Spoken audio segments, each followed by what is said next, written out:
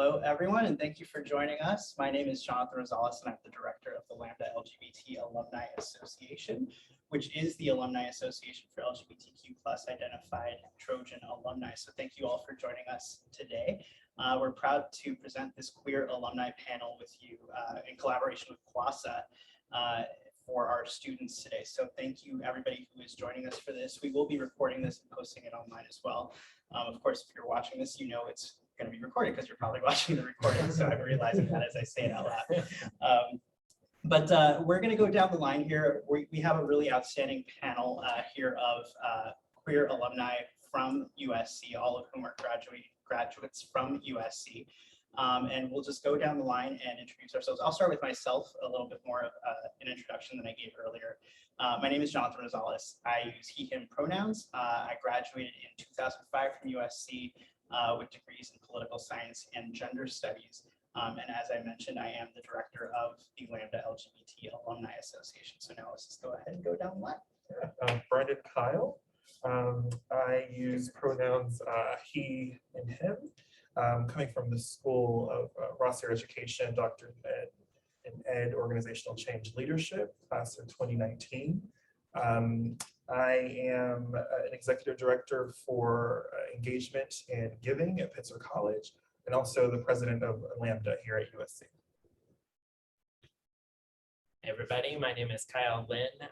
I use pronouns he, him. I graduated in 2008 from Viterbi. My degree is in biomedical engineering. I went back for my master's in 2000 and graduated in 2014, also from Viterbi. I'm currently a director of manufacturing engineering at a medical device company, and I am the secretary on the board for Lambda as well.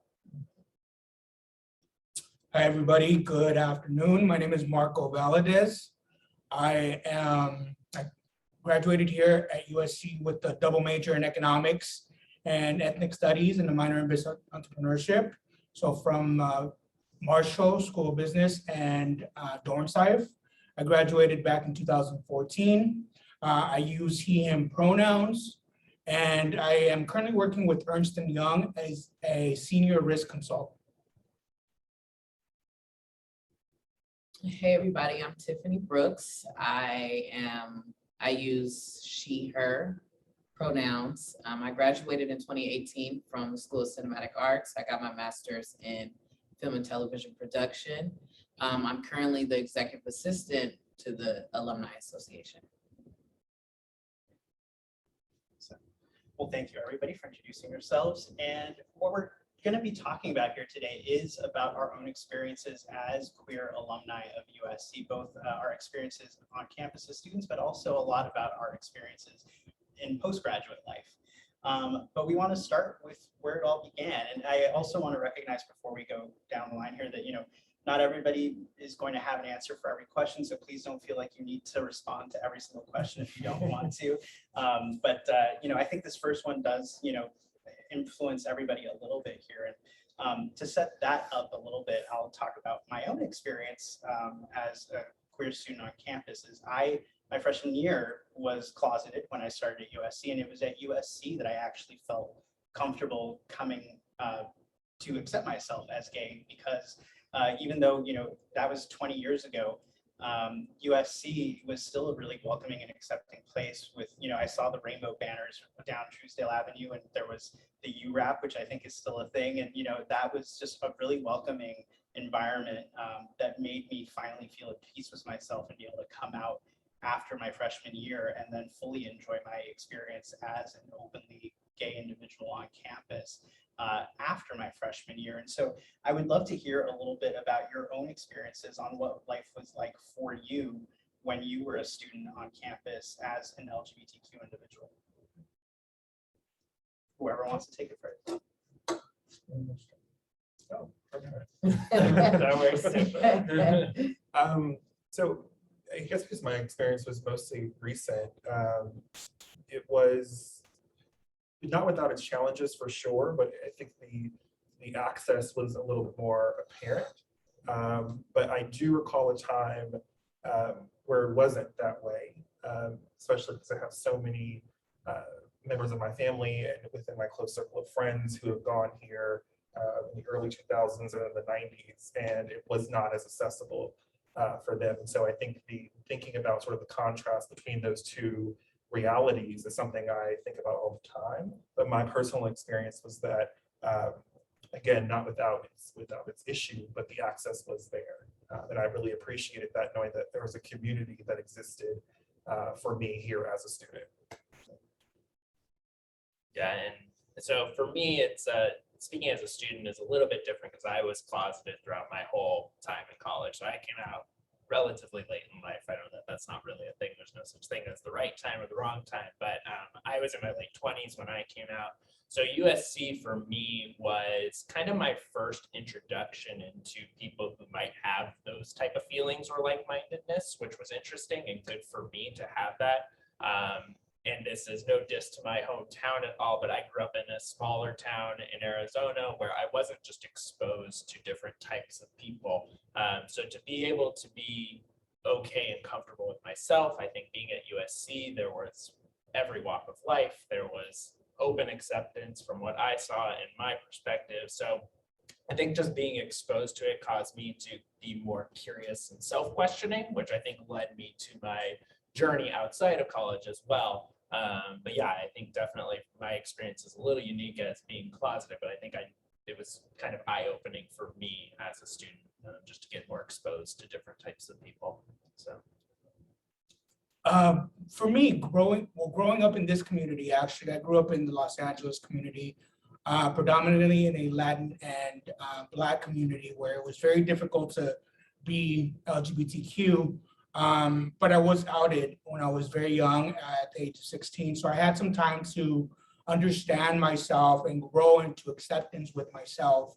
I grew up Catholic as well, so it was very difficult to accept myself and my community accepting me. But coming here to USC at that time, a few years back, I had already had the groundwork and the foundation within myself to be authentic of who I was and who I am as a gay man.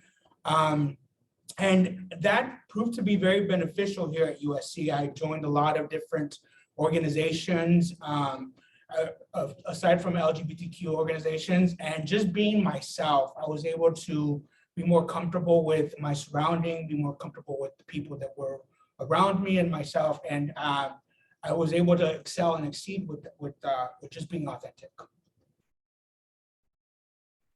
I guess my story is a little different. One, I grew up in the Bay Area, and for me, like in high school, it wasn't that I was closeted. It just wasn't something.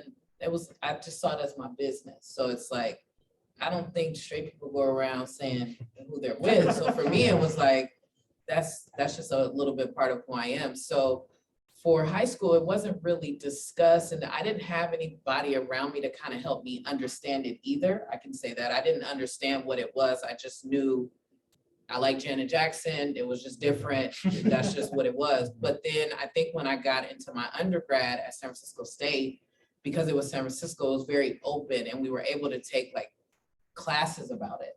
So with those classes, I was able to understand myself a little bit better and kind of understand what it was. But I don't think I ever changed or felt like I needed to come out to anybody but my mom, my foster mom, because you know, that was important to me. But anybody else outside of her, it was just like, this is me. And if you don't want to accept it, then just don't be around me. So it was more of, that was my attitude.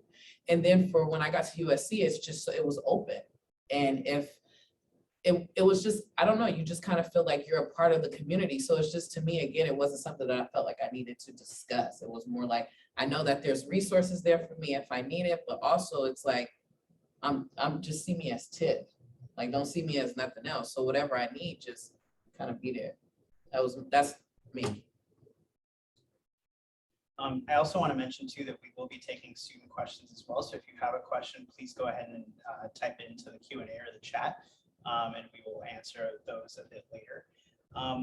But I also want to touch on, you know, all of you are still clearly involved with USC, and I think that's one of the great things about the Lambda Alumni Association is that it does offer an opportunity for LGBTQ plus alumni of the school to be involved with USC in a way that also is identity based. And so you all have seen, USC develop in ways over the years, that particularly with regard to our community's issues, things have changed, right? And I'm curious if there's one particular change that has been particularly striking to you or something impactful, significant to you that you have noticed that has changed on campus since you were a student here. Whoever wants to take it, go ahead. We don't have to go down the line in order. So I think one thing that's sort of striking to me, which I think is really cool, is that when I was in undergrad, I did my undergrad at San Diego State. It felt like I had to do a lot of outreach to the student orgs and to the community and finding them. I was really I remember the summer before going into my undergrad, I was looking for the resource center and trying to find my people, right? Just trying to find community. And the difference now is it seems like student organizations now are reaching out in advance. They're trying to pull them in, right? In a different way than, over 10 years ago. We won't have to say the exact number, but years ago, where it was not sort of behind the scenes. They were there, but they weren't, in my opinion, actively out there pulling students in. We had to find them. That's what I love. You mentioned about sort of the difference. I love that it seems as if now it's right there. They're letting their presence be known and bringing them into the community a lot sooner, which is fantastic. See, I would agree too, because I think about even in undergrad, when you fill out things for school, they didn't say you can check this. It was just race. It wasn't your sexuality or anything like that. But now it's going into things. I feel here at the university, when they ask that means they have resources for you. So that makes you more comfortable in regards to like you said, they do come out and look for you, but you can also feel comfortable seeking it as well. Yeah, and I think for me, the big thing that I've seen is in that same vein is I saw school as okay, I'm here to go to school, get my degree, do my industry. It's get a job and focus on that. But I think going into it, it's about so much more than that. And I think they've made it so much more accessible to be self-identity and just general identity as an individual, whether that's socially or individually or identity, all of that stuff is now talked about. I don't think that was probably even when I was in college, which wasn't that long ago, I like to think is that wasn't a conversation to me that was available. And I think as years have gone on at USC and just in general, I think there's been a lot more conversation about that identity is so important about that's part of the college experience now. And it's almost maybe even bigger in the college experience than what your job is at the end or what your degree is in at the end, which that has been really nice to see evolve over time. And I think USC specifically, I've seen really focus on that aspect of it too, which I think is great to see. No, for myself, I think that the degree to which community is much more of a thing right now at USC. It wasn't that way when I was a student, at least for the LGBTQ community. And that's been a really amazing growth to see. Everybody had their out cliques of friends and everything, but it wasn't really cohesive. And there are now multiple student groups that are catering to the needs of our community, and that is mind-blowing to me that that wasn't there 20 years ago when I was a student. And I wowed, and I love that is there now for everybody today, and so that's great to see. And I think for me, being able to have experienced that and have had that experience with USC where I was able to find myself here, that created a bond with USC that made me want to stay involved. And I'm curious to hear from all of you, following graduation, why was it important for you to stay involved with not just the USC community, but in particular the USC LGBTQ plus community? Yeah, go ahead. I'll take this. For me, it was important to stay connected because I built so much of myself as a whole person here in college at USC that it gave so much to myself as, as not only a person of color, but also a person that identifies as being gay.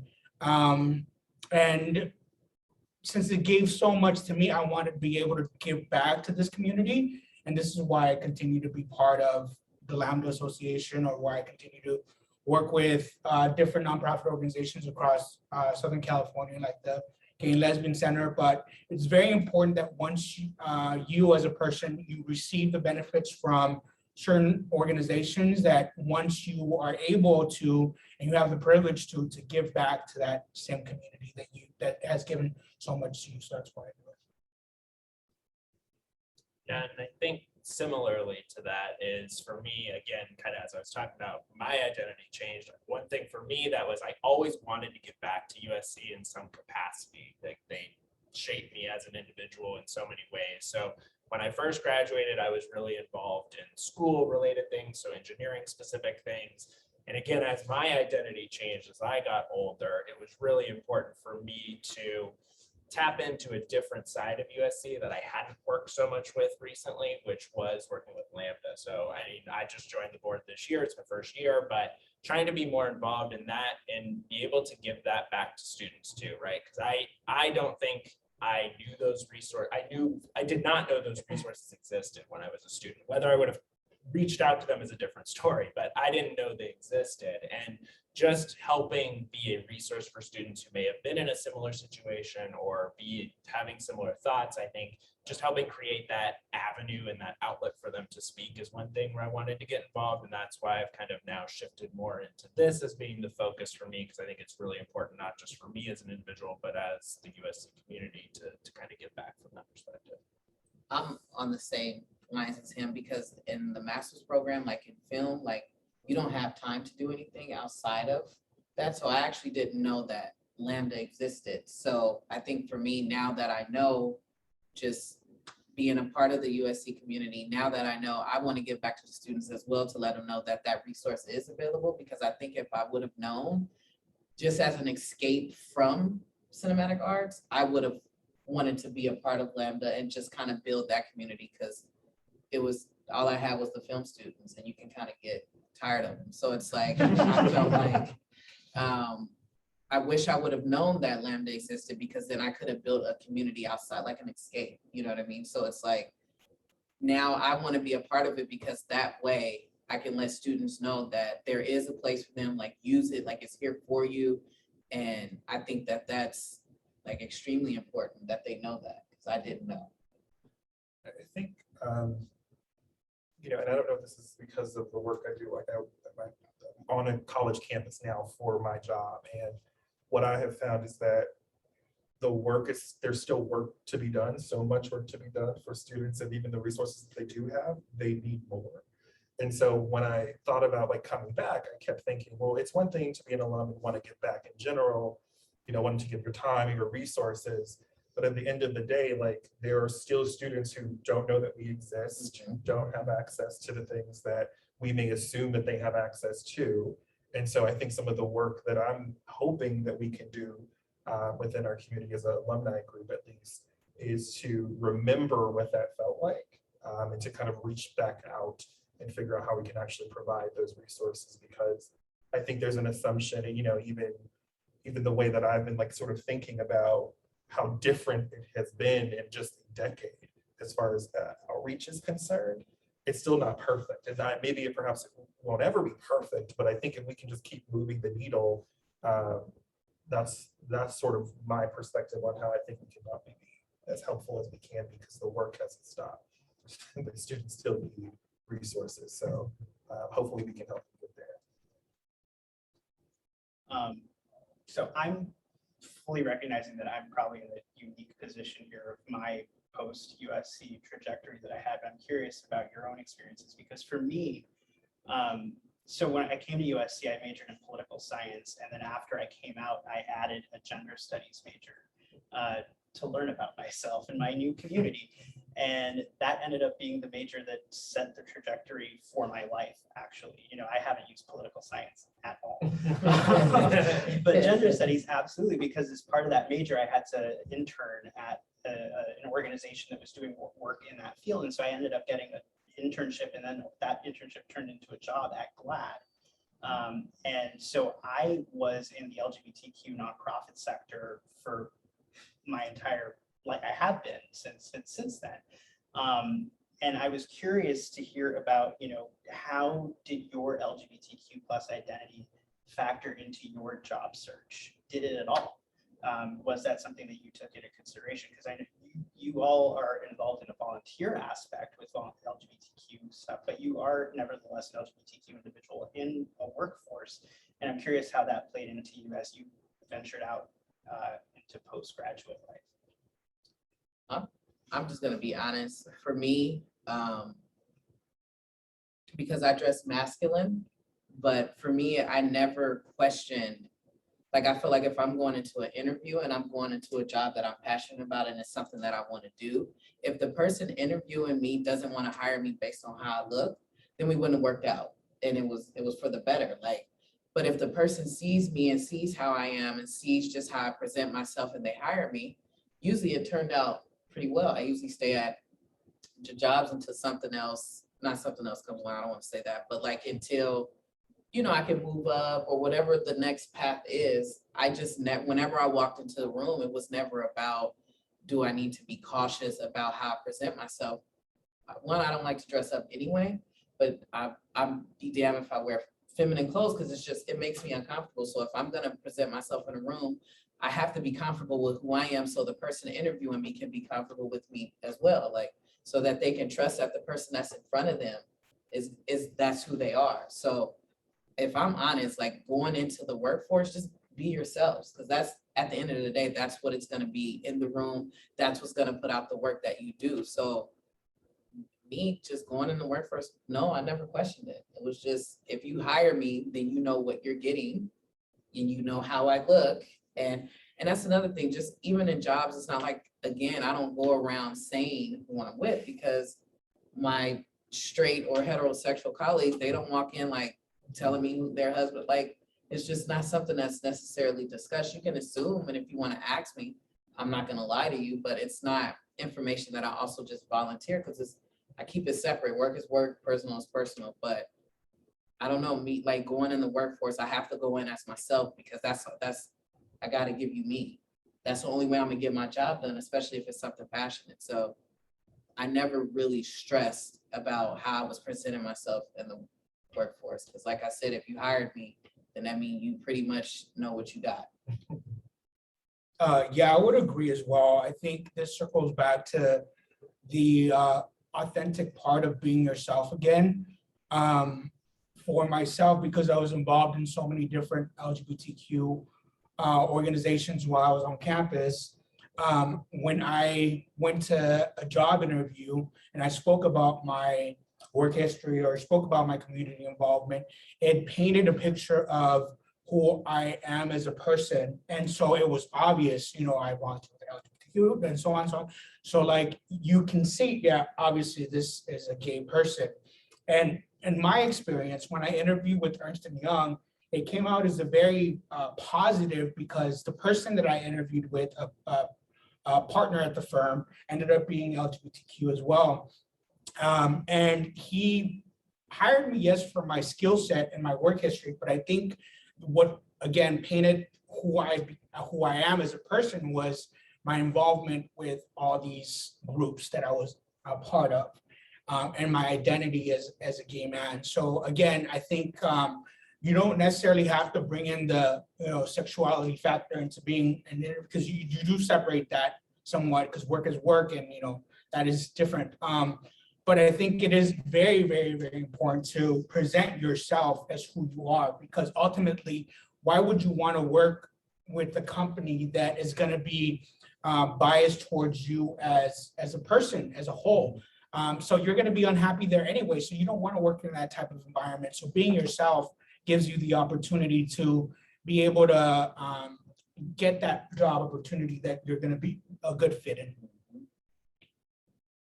I have a slightly different experience. I think at the end of the day, I'm at the same place as Marco and Tiffany are, in terms of like, when I go into job interviews now or anything, I don't think anything of it. Like, it's not something I openly am advertising, but it's also not something I'm hiding. Like, I'll always have a picture of my boyfriend and I at my desk. If you want to ask, you can ask. If not, I think you can put two and two together, right? It's not that hard. But again, when I came out, when I was 29, and I had been working at a place for 5 years, and I had kind of created this like friend slash family group with my coworkers. So it was honestly, for me, it was like another group that I felt for my own identity I needed to come out to.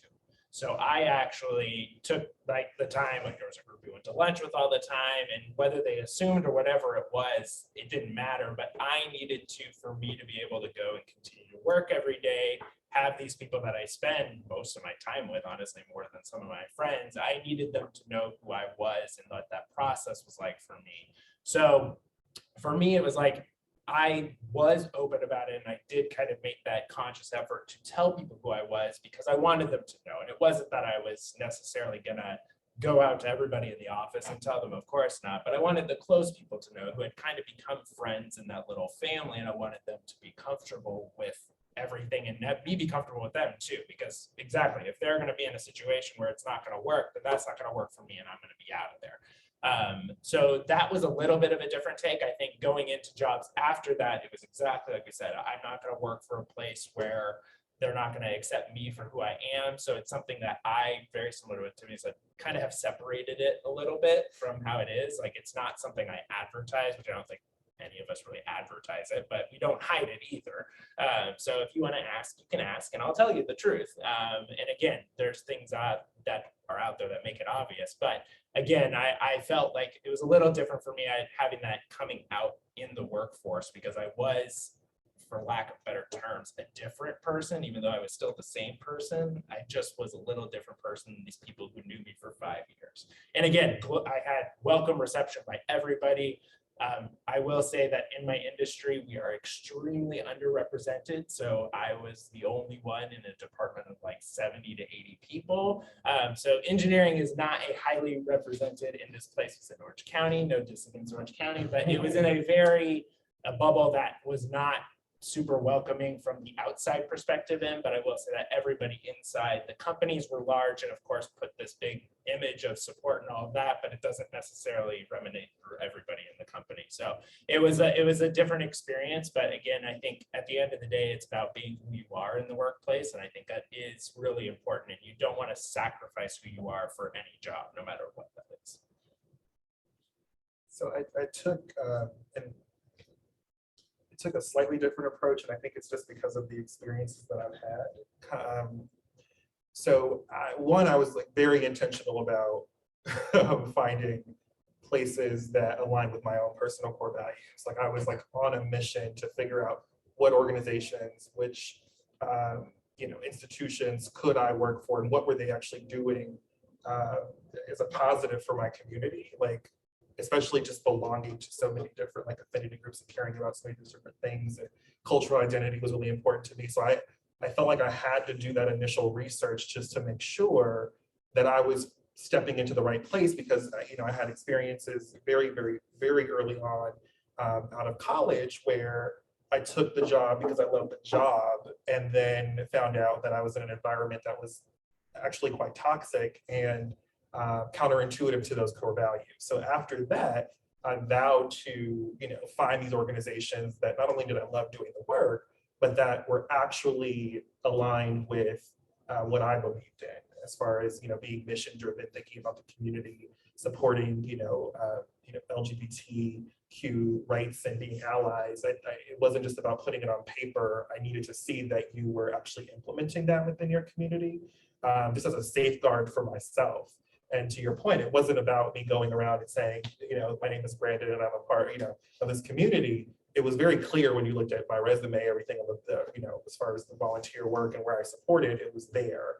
But it was also me saying, like, if this is going to be a contract between two people, I need to also know that it's, you're looking at my resume, not just overlooking it, but you've actually advocated for the same things that I care about at some level. It doesn't have to be your entire mission, but it has to be a piece of it. So I was actually kind of seeking it out. I was sort of putting all of that up front and going, this is kind of a deal breaker for me. And I think that's led me to work for environments like the one I'm currently in, which is very much so supportive and rallies around a lot of things that I care about. So I think there's a little bit of a mix in everything that we're saying, but essentially at the end of the day, what I think it boils down to is you being authentic to yourself before making the decision, to move forward into something that's going to affect your life. We're at work most of the day, we're usually with our colleagues more than we're with our families. So I think it's just really important to be so mindful about where you're going. Yeah. There's a lot of great advice in there, and I couldn't agree more that, you should absolutely work somewhere that is going to support you. You don't want to put yourself through that experience. But, Kyle, I want to come back to you a little bit because, you mentioned a very important point that you were one of 70 or 80 out of 70 or 80 people there. And, I think the rest of us here, we're probably not the only one in our work environment. And for someone who is going to be going into a sector where that is underrepresented, such as the STEM sector, engineering, what advice do you have for somebody like that might be the only person in the room sometimes, and the only person in a very large room sometimes? Yeah, it's definitely challenging. I will say that from a professional side, I think that as the different companies I've been, big or small, at the end of the day, every company I've been at has been supportive, but I think from a professional standpoint, you can always let your work stand for that. Like, I never have had to worry about somebody not accepting me for an opportunity or putting me up for an opportunity because of who I was or who I am. It could be that I'm very fortunate. I've had extremely supportive managers from that standpoint who have always been that. So I think professionally, at least in the STEM sector, you can still make all the moves you ever want to, as long as from a work standpoint. I think from a person, like from a LGBTQ perspective, it's actually kind of been fun to some extent to educate them. There's a lot of misinformation, as we all know, that's out there. And it's not that I want to take on all that responsibility of educating every single person in the office, but I have been a little bit more accepting of those who may have asked questions that I would normally be like in my group of friends, like, how in the world could you possibly ask me that question, right? So it's actually caused me to kind of be a little bit more receiving of those questions, and that it's not out of malice that they're doing this. It's out of just pure ignorance or naiveness or whatever it is. I don't think it's out of malice. So I think it's actually opened my eyes to more of those type of people, which has kind of taught me soft skills on how to deal with that. It also, I was terrified as a manager too, I had the age gap being a young manager and being an LGBTQ manager. I was terrified as to what did this mean for me. But again, at the end of the day, people are people, right? And if you treat them with kindness and respect, no matter who they are, what they look like, how they identify, you're going to get exactly what you give them. And I think that, as cliche as that all sounded, even as I was saying it, it really is true. So I really think that what you put out there is what you're going to get back. And I think that the world has changed quite a bit. STEM there's a lot of the old and ground roots in there of people who have been at companies for 40 to 50 years and haven't been able to deal with change. But I will say that even those people are willing to listen, to have the conversations, and we have to be willing to listen and have those conversations as well, as difficult as and challenging as they are. I think those are the things that really kind of have helped me feel more welcomed and also feel like I'm helping out as well from an industry standpoint. I know that question is very directed to Kyle, but do any of you have anything to add to that? Well, then I'm also curious, just how has your LGBTQ identity been an asset to you in the workplace? Has it brought you any unique perspectives or, just different opportunities that you might not otherwise have had? How has it helped you out in your work life? I'll go first. I thought about this question somewhat. So I was in a very committed relationship for 12 years. Right when I got hired, my partner and I separated. And it was quite of a shock to me, and it was very detrimental. And just to be very honest and very real, we all, went through the pandemic, and it caused a lot of mental health issues, a lot of a lot of different issues that happened throughout that time. So a lot of us suffered from mental health. I myself went through depression and anxiety, and it caused me to have issues in my work environment. And so I felt comfortable enough to go to my boss and talk to him about my relationship and say, hey, this is what happened. This is what I'm going through. And it came across as a very positive conversation because I was very honest and I was very open about my, not only about my identity, but also just open about my situation that was happening with my relationship. So being gay and having somebody that was vouching for me at the same time in my environment, my work environment, ended up being such a positive thing. You know, I took some time off of work for that reason, but now that I'm back, I came back much stronger, and I have so many people that are supporting me through the process, and you know, it's going very, very well. So I encourage that as well.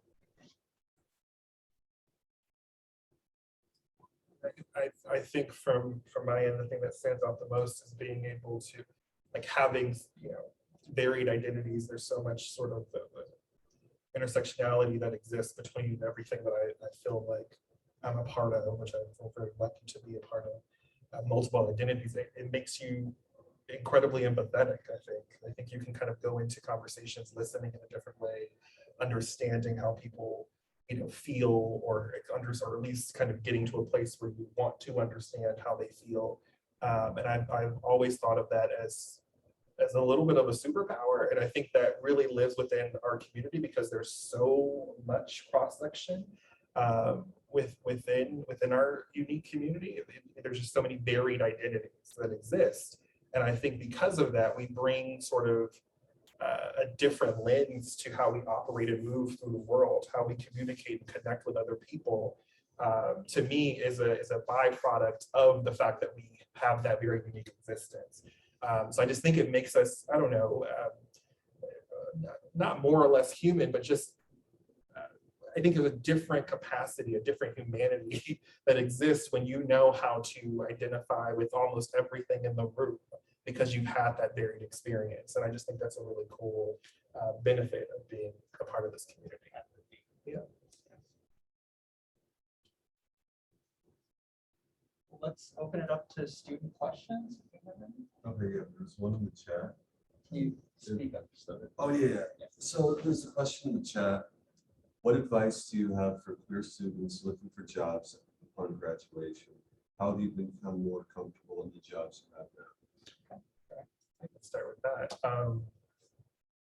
Mentorship, networking, reaching out. I mean, I think that's a part of what we're hoping we can do as far as an alumni group is, you know, I got my first job, my second job, probably even to a certain degree, this job now, by the connections that I've had. And I grew up in an area in South LA, you know, first gen student with very little sort of understanding of what next steps would look like in front of me. And so I remember having a mentor tell me it's all about the relationships. It's not about you needing to know the CEO of this company. It's about you needing to just understand, you know, that you have an ability to connect with people authentically, hold on to those relationships, reach out when you think you need to reach out. But I think as far as looking for a job, a lot of that comes with one, knowing kind of what it is you want to try. Because I think so many of us, especially coming right out of college, felt like we needed to like solidify our career and it had to be the right job and it had to be the right field.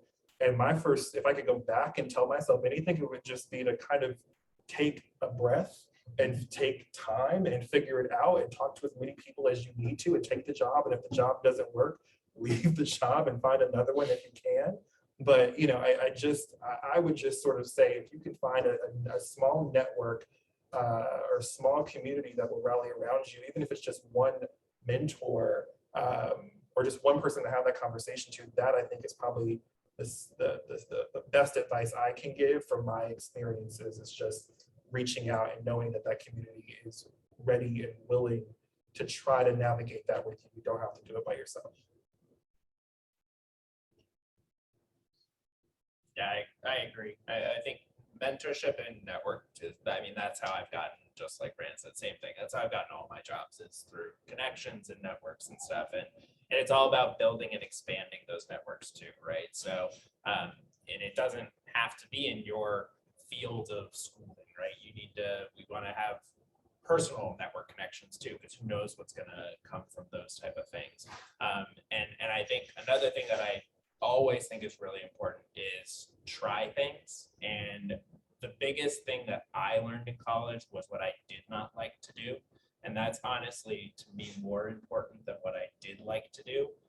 So I think trying things as a student, or like we said, even early jobs, if you're fortunate enough to be able to switch or whatever it is, if you're not liking something, don't stick around in it. There's no point for anybody to stick around. It's not beneficial to either side. And it's, at the end of the day, it's important though, still take that as a lesson learned, right? So that then you know, okay, great, I learned something I didn't like. And then that is just as important as finding that passion that we're all looking for. And sometimes it takes time to find those things too. And just to like kind of go on that, the fact that it does take time, so just kind of be patient with yourself. Kind of like Brandon said, don't feel like you need to just like rush into it. But I would also say, just even me just being in the film industry, they say that that's the only way we can make it is through networking and connections and relationships. So it's like, embrace that and just don't be afraid of that, because ultimately you're going after what you want. And as long as you go after what you want and you're authentic about it, I think you'll be okay. Yeah, similarly, I would agree with everybody here. The way that I got my jobs out of college was through connections, mostly USC connections. I went on LinkedIn, and whatever company that I was looking to work with Ernst & Young, for example, I looked at EY, USC, I found some people. I luckily found a student that I was in the class with, and I reached out to him and I said, hey, you know, what's going on? I want to apply to Ernst & Young, you know, can we have some coffee or whatever? And, you know, most people are very willing to sit down with you and talk to you about their career development, and especially people that went to USC. So it's very easy to make those connections. You just have to take that step and reach out. Yeah, so I just want to kind of like emphasize that, because that's a really good point. LinkedIn is probably something I wish I had access to, again, over a decade ago. We're going to talk about that, but I wish that that existed, because it's so powerful. You can reach out to almost any company that you want to and talk to anyone. And the last point I just wanted to make really quickly is, you know, there was this advice that was given. I was watching some, I don't know, documentary or something with Issa Rae, who's a producer and actress, and she, you know, for Insecure on HBO. And she always says, like, so many of us are used to trying to connect or reach up. And really it's the network, it's your peer-to-peer network that is probably the most helpful. Like someone who's in that same fight with you looking for jobs because they are working or interning at maybe a company that you are interested in. They have access to the list that you may not even see. So I would sort of just add to that, you know, LinkedIn is super powerful, but also thinking about sort of, you know, reaching out across, networking across, not just up, you know, reaching for the CEO to have coffee with, but perhaps you want to reach for the administrative assistant who you know, or your friend knows that you went to college with, you know, that you can make that initial connection with. So, you know, don't be afraid to think about peer-to-peer as well. Yeah, so one that I kind of liked was, how did you like meet like LGBTQ plus friends like after graduation? Like how was that going from like USC with like where your social life is pretty much built into like having to balance social with work with other stuff? I'll repeat the question just in case the audio wasn't going as fit for the computer, but how did you meet LGBTQ people after graduation? Because, you know, at school, everything is very, you know, tied into social and, you know, your education, but afterwards, how did you meet other LGBTQ people? Yeah, so for myself, I remember I was so heavily involved at USC, but I worried so much about my academics here at USC that I would probably spend my time at Levy Library till like 4 or 5 in the morning. Sometimes I wouldn't even go home or even shower because I had a midterm or a final the next day. But I had no outside relationships really other than at USC. When I did graduate, however, I started to be a part of different nonprofit boards, especially the Gay and Lesbian Center. So being a part of these nonprofit organizations that are connected to LGBTQ people gave me the opportunity to like go to different events, different fundraising events. The Gay and Lesbian Center has this thing called the AIDS Life Cycle, I believe, yeah. And that I was able to gain a lot of relationships in the LGBTQ family. I guess mine is a little different because I would say like back in the day, because I'm gonna be like, Red, I'm not gonna say like how long back, but we didn't have like Instagram, social media, like Facebook groups and stuff like that. So I would utilize that just for groups that's just within your communities. Me personally, I would just I'll look up something that I'm interested in and just look up events and then just go to the events. I don't know if it's like certain like Halloween parties or like, you know, like gay and lesbian, like all female, like I love R&B, hip hop, 90s. So if I find an event that's related to that, I'm gonna go because most likely there's gonna be people there who are interested into the same stuff. So I would kind of just use I mean, as much, I hate social media, but as much as it's there, I would utilize it and just kind of use it to kind of search whatever you're interested in. I'm pretty sure you will find a group. Just know that it's out there. Just don't be afraid to look. Because I also played like football. So a lot of the people on the football team are also, but football is something that I'm passionate. I love football. So like, it's like a professional team, tackle, all of that. And most of the women on there are LGBT. So that's another way that I was able to find people that I could connect with. So it's just find what you're interested in. And I'm pretty sure if you search it, R&B, hip hop, lesbian, or just add that last tag to it, you'd be surprised. Yeah, it's similar things. I mean, for me, I'm very fortunate that like my USC crew, I will say that I know we said what we would do outside of USC, but I'm very fortunate that my USC friend really was my close friends even outside of graduation. And I will say the people I talk to, that seems to be very common. But what actually has worked out there is meeting their networks, right? So you establish friends of friends and going to their friends' events, or they work for this company and they're having this gathering with this group of people, or they're having a company party, you go in, you meet different people there. And that has actually helped me build that network. And then in terms of the LGBTQ kind of focused community, similarly, just look at your interests. I did a gay bowling league, and that caused me to introduce people. And there's a ton of those. Like you'll find them everywhere. Anything you're interested in, you can grab a couple friends and join it. And there's just anything you want these days with Facebook and Instagram is at your fingertips. So just like Tiffany said, literally search anything you're interested in. And I feel like you'll find an event that you can do. I always like to, I'm not a solo goer. That scares the crap out of me to go to an event by myself. So I'd always drag someone with me. But I think that again, that kind of propels you to talk to other people and whatever makes you comfortable at those type of events. But lots of things out there, that's for sure. And I'll just do a plug too for, if you have any interest in nonprofit work, working in the LGBTQ nonprofit sector is great, because then, you do tie it in. It's kind of,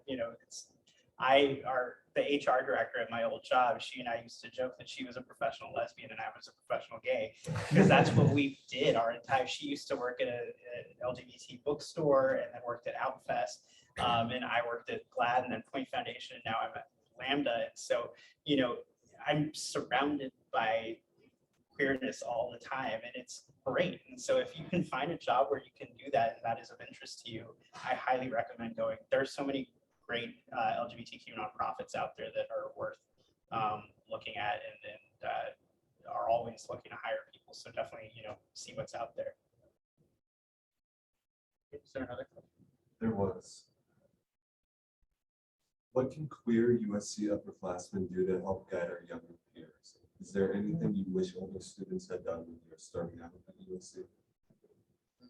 Great question. I'll repeat it just in case we missed it in the audio. What can queer upperclassmen do to guide younger peers at USC? I would say let them know that the resources out there. I think that's something that I wish I had I guess, was I considered upper class as a master though? Yeah.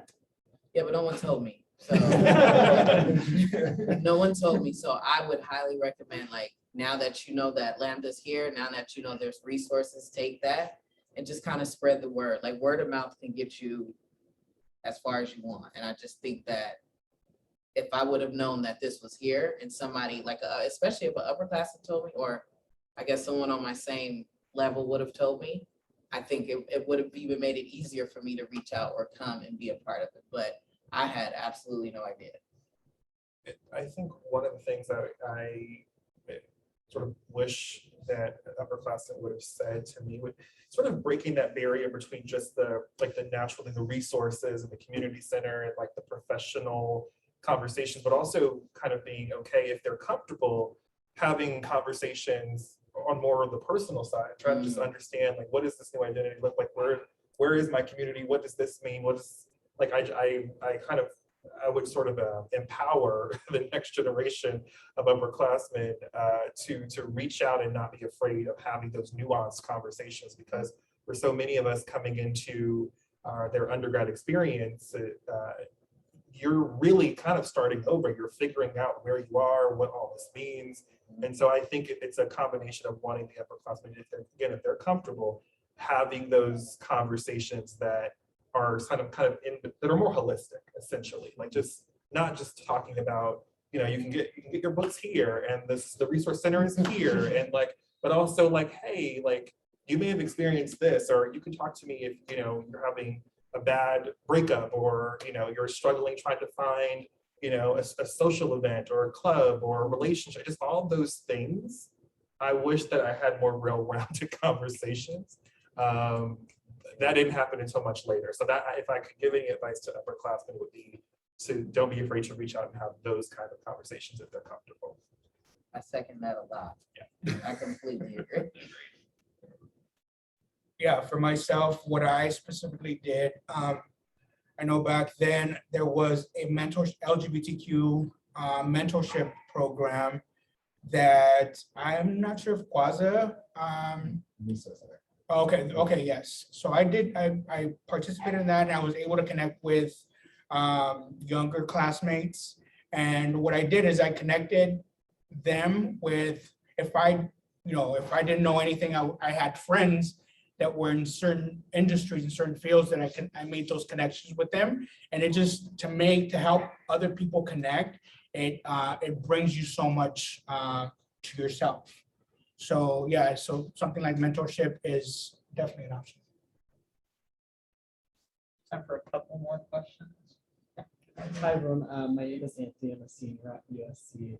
My question is, how do you deal with microaggressions in the workplace? Is it worth addressing it with colleagues, or is it just leave it go in the past? Straightforward. And I'll repeat that again in case the computer missed it here. But how do you deal with microaggressions in the workplace? And if you do encounter them, do you directly address it with colleagues, or how do you go about dealing with that if and when you encounter them? I think one, I try to always address it, but I think it's in how you address it. It's also, what's the context, what's the intention? The reality is, regardless of what those two things are, it made you feel a certain way. And I think you have to be sort of honest with yourself and empower yourself to be vocal about it. And now being vocal obviously looks very differently depending on what the situation is. But, I tend to probably have that conversation first with them, just to make them aware that that's something that they just did, if they weren't aware, and share kind of how I feel, and use it as an opportunity to educate, which I hate that we kind of have to continue to be in that position to do that so often. But I think it's important to share it. I wouldn't brush it off. And I think if it's depending on the severity of it, I would then consider bringing in, human resources, their supervisor, other people that would have to kind of rally around me to make sure that, this is something that will not be tolerated, and like there's accountability to that. Because if you just let it go, it'll happen again and it'll happen again. And unfortunately, if it's not you, it will be someone else. And so I think that's something that's really important. And it kind of goes back to the conversation we were having earlier about kind of trying to do your best to make sure that you are at a company where it's aligned with your values, because that's not going to stop it from happening, but it would ensure at least at a bare minimum that that company is going to rally behind you and support you when you have to be vocal about what just happened. So that would be my advice.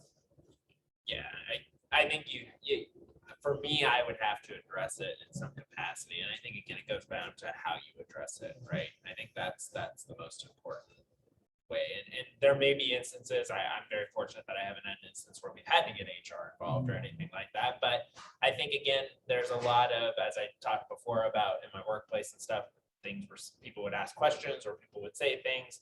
Having a conversation with them usually is you get a pretty good response from anybody who's going to be open to it, right?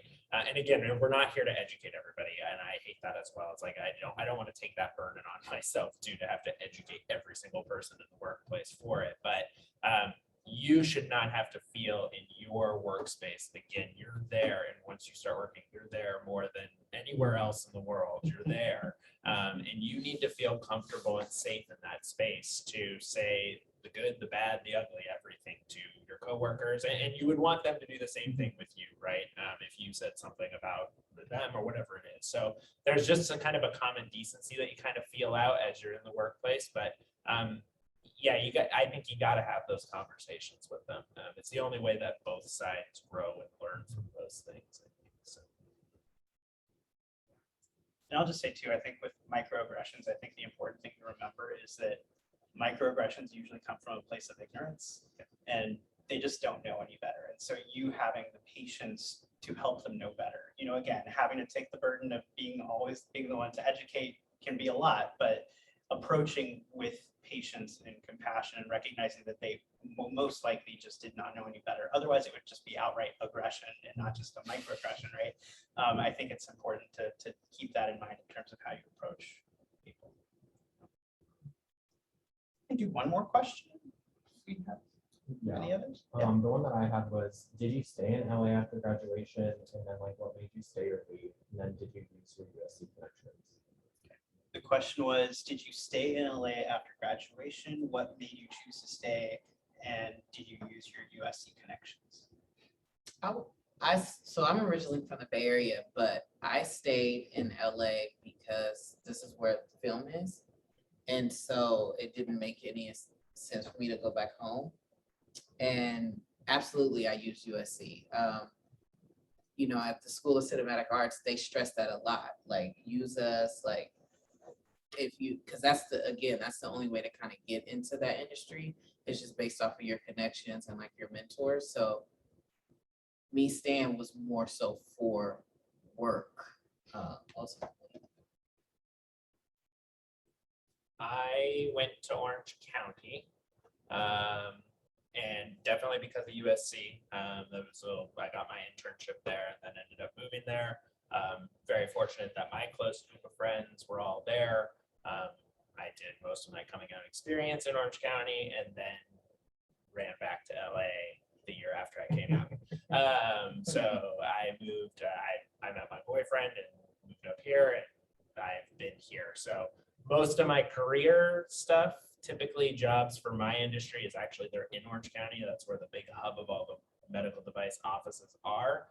So I am willing to sacrifice my commutes for those type of things. Right now, I'm very fortunate that I work at somewhere in LA, but I've done commutes and taken the train and all that stuff because it was important for me to be around the LA community where I felt more accepted from me. So that was something for me that I needed that at my roots at home if I wasn't gonna be making that journey down there. So yeah, I hate the term ran back to LA, but I did. And so I'm further out east because of the colleges that I work for, between the sort of on the border between LA County and San Bernardino County. But I really never left. I mean, like USC is actually very close to where I grew up. I remember coming on campus as like a kid with my grandfather. He was a janitor and would take jobs here when he could. And so it's just really meaningful to me. I stayed very close. And as far as using USC connections, how do I put this? USC people are everywhere and they're very, very passionate about being a part of the Trojan family. Yes. And that will never go away. Like it's, I don't know if I can say this, but it's kind of cult-like, but in a good way. And so not only do I use those connections, you know, intentionally, sometimes it's unintentional because you'll just kind of run into one and they're like, oh my God, your family, let's do this together. Let's make this happen.